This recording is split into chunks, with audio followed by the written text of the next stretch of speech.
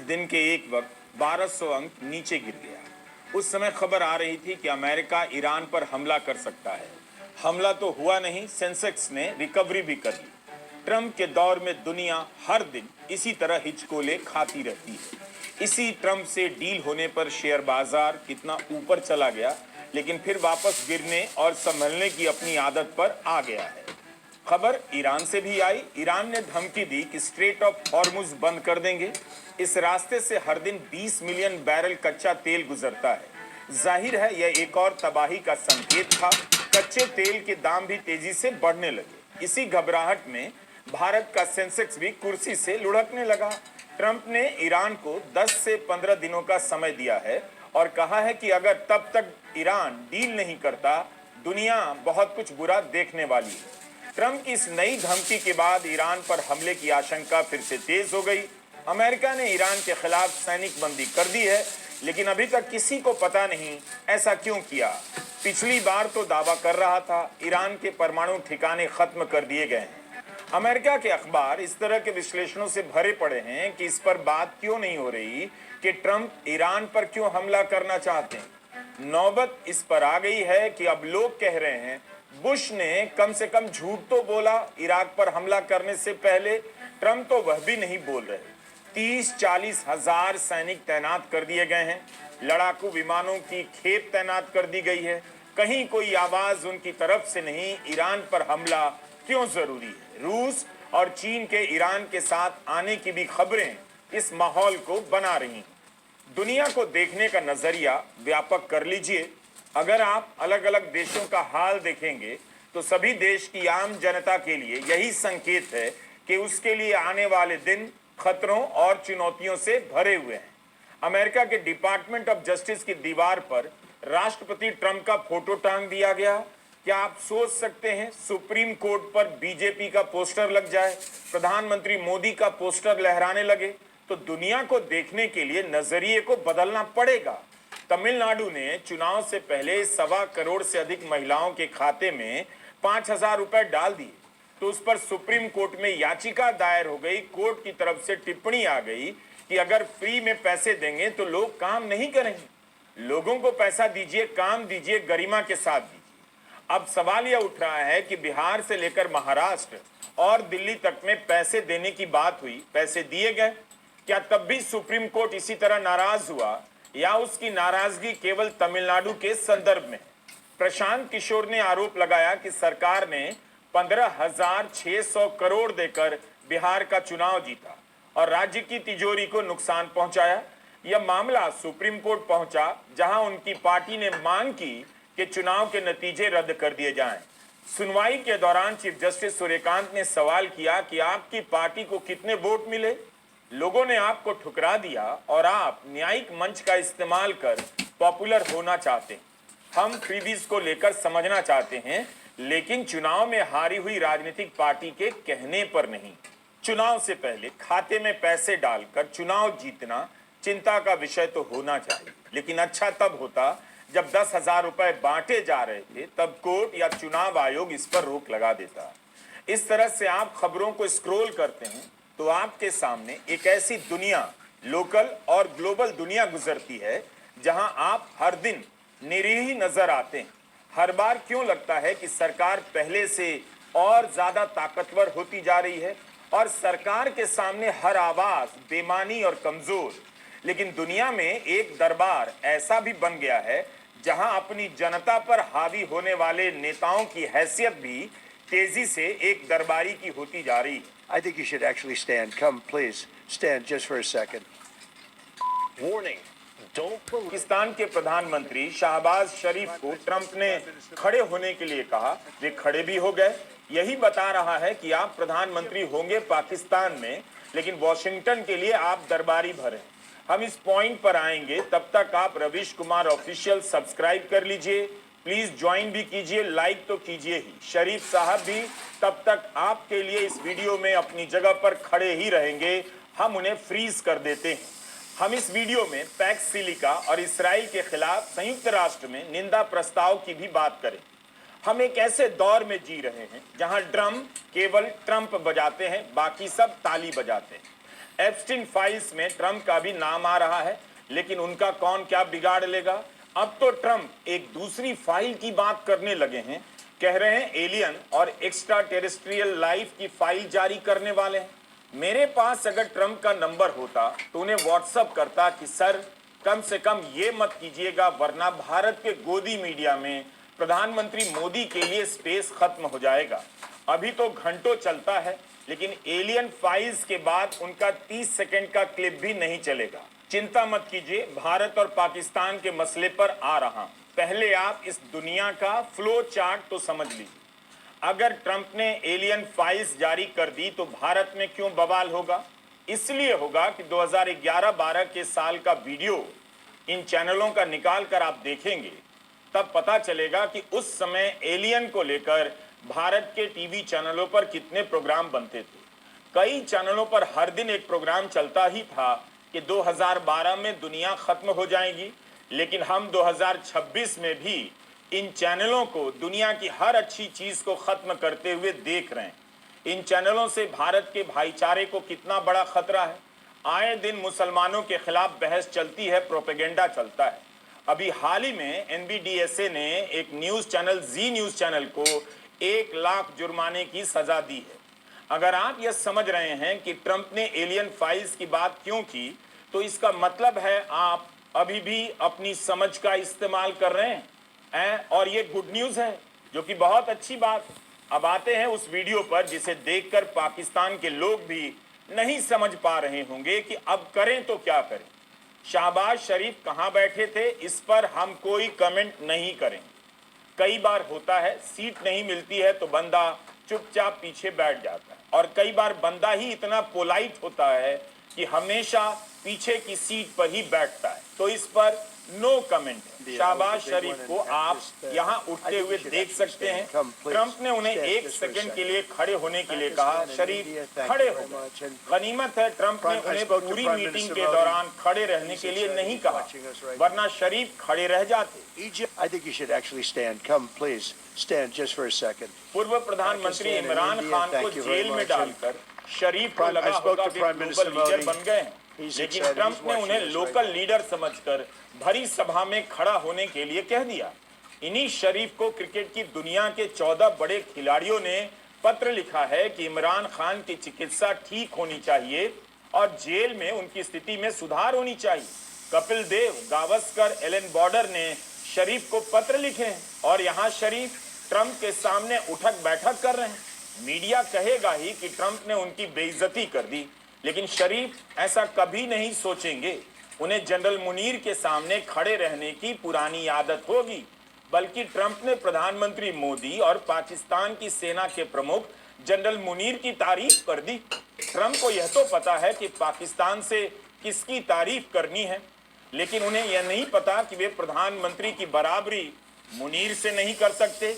और जब भी करते हैं, प्रधानमंत्री मोदी या आक्रामक विदेश मंत्रालय की तरफ से कुछ कहा क्यों नहीं जाता है। And they made a good deal.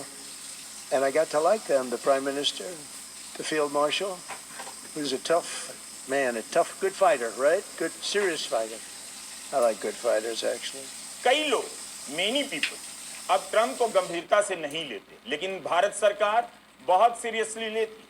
America के राजदूत अभी पाकिस्तानी सीमा के पास भारतीय सेना की पश्चिमी कमांड का दौरा करने गए। इस दौरे में उन्हें और उनके साथ आए अमेरिका की इंडो पैसिफिक कमांड के कमांडर को ऑपरेशन सिंदूर के बारे में जानकारी दी गई। किसी राजदूत का दौरा अपने आप में अप्रत्याशित नहीं है, लेकिन बेहद दुर्लभ तो है। सवाल उठने लगे कि क्या भारत के राजदूत अमेरिका के सैनिक ठिकानों का इस तरह से दौरा कर सकते हैं। ट्रंप ने कह दिया कि प्रधानमंत्री मोदी बोर्ड ऑफ पीस की बैठक की कार्यवाही को देख रहे हैं। क्या उन्होंने यह बात मजाक में कही या वाकई प्रधानमंत्री मोदी बोर्ड ऑफ पीस की बैठक देख रहे थे?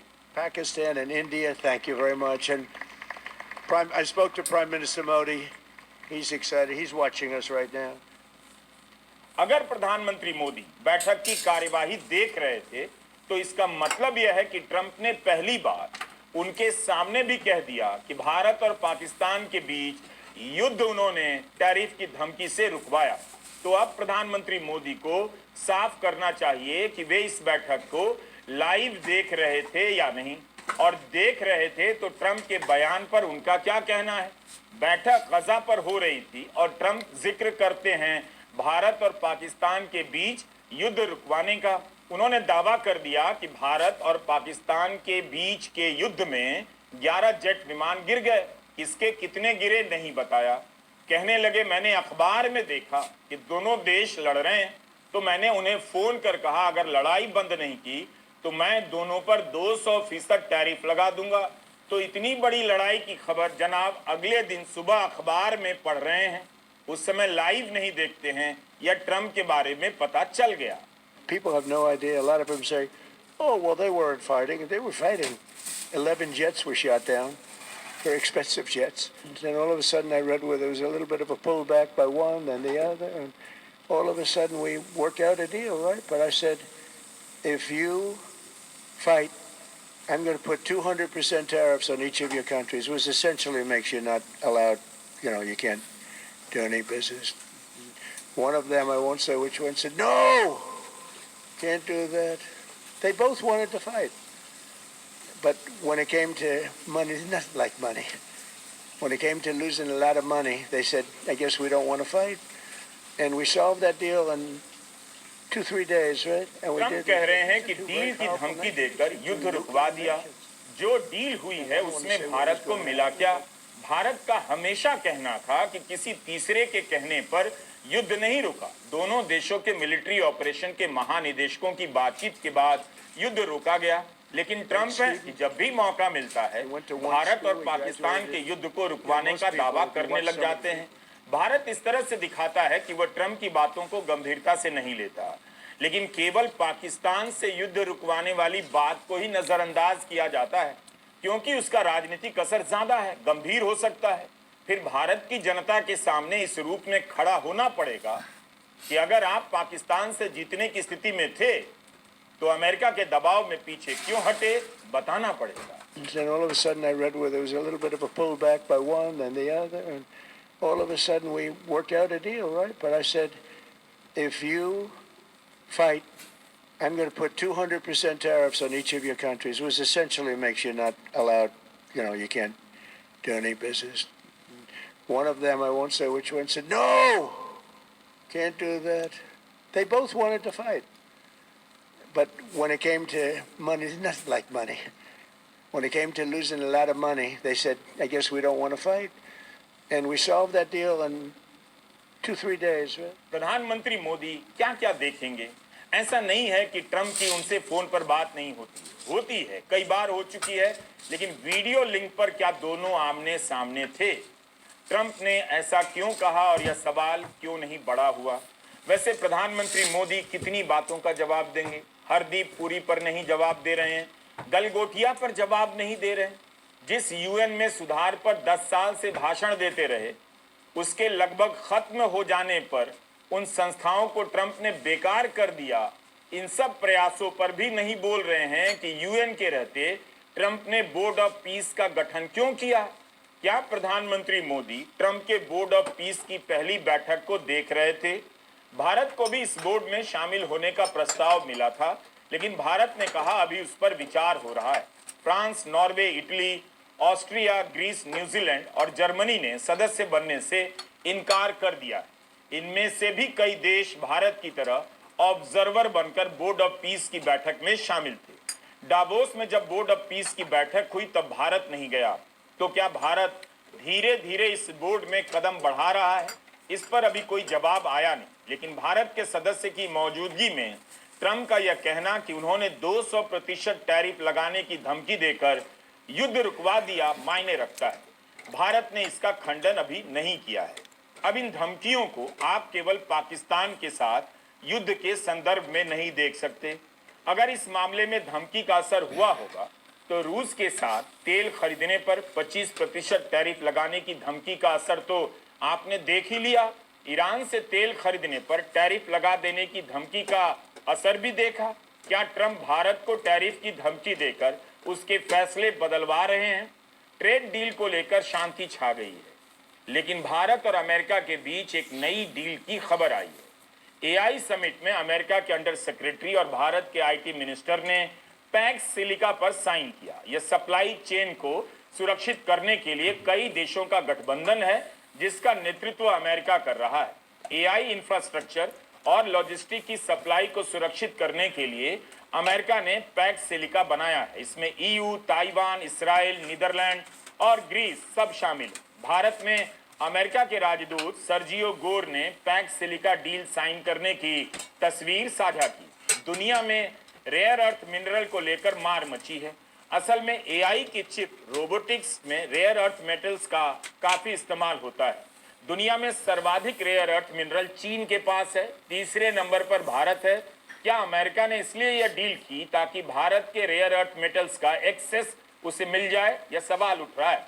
ग्रीनलैंड को लेकर जब ट्रंप धमकी भरे बयान दे रहे थे, तब इस बात की ओर भी इशारा किया कि ग्रीनलैंड में रेयर अर्थ मेटल्स के भंडार हैं। इस वजह से भी ट्रंप की नजर पड़ी होगी। इसी तरह अमेरिका ने यूक्रेन के राष्ट्रपति जेलेंस्की को घेरकर क्रिटिकल मिनरल की डील पर दस्तखत करवाए थे। क्या पैक्स सिलिका भी उसी लिस्ट में शामिल है? विश्लेषणों में तो यही छप रहा है कि इस समझौते से भारत के सेमीकंडक्टर और एआई प्रोजेक्ट को मजबूती मिलेगी। लेकिन एआई चिप की लड़ाई में अगर भारत चीन के आगे अमेरिका के साथ खड़ा हो रहा है, तो यह सवाल भी करते रहना होगा कि इस डील से भारत को कितना मिल रहा है। यही नहीं, जब संयुक्त राष्ट्र के 85 सदस्यों ने वेस्ट बैंक में इसराइल की घुसपैठ की निंदा का एक प्रस्ताव पास किया, दस्तखत किया, तब उसमें भारत का नाम नहीं था। इसकी आलोचना होने लगी कि भारत पीछे हट गया है। फिर जब 100 सदस्यों ने निंदा प्रस्ताव पर दस्तखत किए, तब भारत भी उनमें शामिल हो गया। पिछले साल जब संयुक्त राष्ट्र के 3/4 से अधिक सदस्यों ने प्रस्ताव पास किया कि गजा में सीज फायर हो और हमास बंधकों को रिहा करे, तो भारत उस वक्त गैर हाजिर हो गया। रॉयटर्स में खबर छपी है कि पिछले एक महीने में भारत ने अमेरिका द्वारा प्रतिबंधित ईरान के 3 ऑयल टैंकर को जब्त कर लिया है। सूत्रों ने रॉयटर्स को बताया है कि भारत नहीं चाहता कि उसके समुद्र का इस्तेमाल तेल के स्वामित्व को छिपाने के लिए किया जाए, तेल के ट्रांसफर के लिए किया जाए। सूत्रों ने कहा है कि तीनों टैंकर अपनी पहचान बदलकर कोस्टल पुलिस से बचने की कोशिश करते थे।